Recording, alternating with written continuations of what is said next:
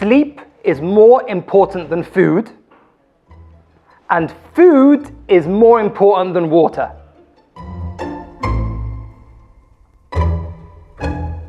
First of all, don't eat a lot.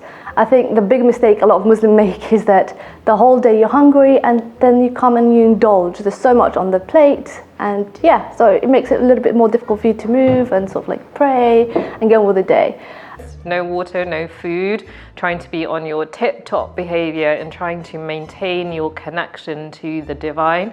It's really tough. I mean, anyone who tells you it's not, it's crazy. And the whole point is, it's supposed to be tough because it's like a challenge to see how you can make yourself better. The flip side is there's real reward. It's really exciting. Everybody's doing it with you and you feel like you're challenging yourself. When you actually break your fast, you think that you can eat so much.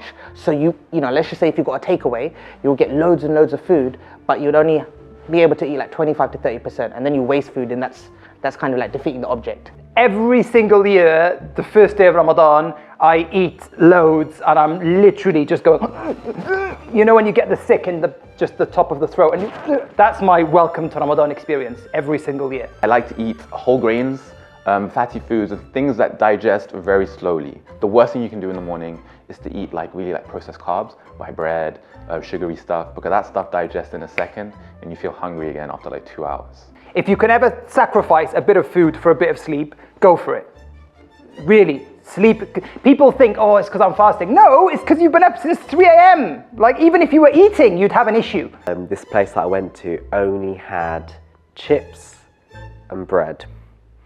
And it was a really hot place, and it ended up only having a pot of chips. Now, what happened next will stay with me for a long time. I left the place and I vomited all the bucket of chips that I had on the side of the street near, I think it was near 10 Downing Street, so sorry Theresa May. But that's a lesson for me, not to have food like that if you're dehydrated. Don't be too brave and speak to people very closely, because you will have Ramadan breath, and that's a serious condition.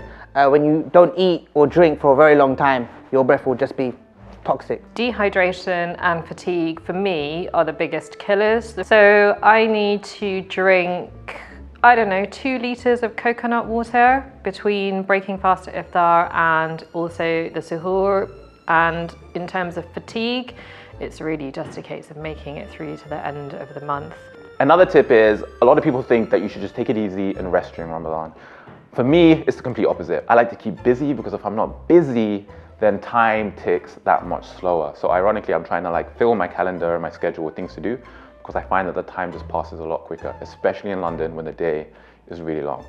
Plus, the other thing is, after you get used to the no food thing, is suddenly you've got 3 or 4 hours totally free in the day to do other stuff. So you can get quite productive, or actually you can sleep, which is quite important. And by the way, sleeping when you're fasting, because you're dedicating your whole life to God and to creating the divine connection, even sleeping is considered a form of worship. So sometimes I just take a nap and I'm like, I'm doing a good thing. I'm trying really hard to fast.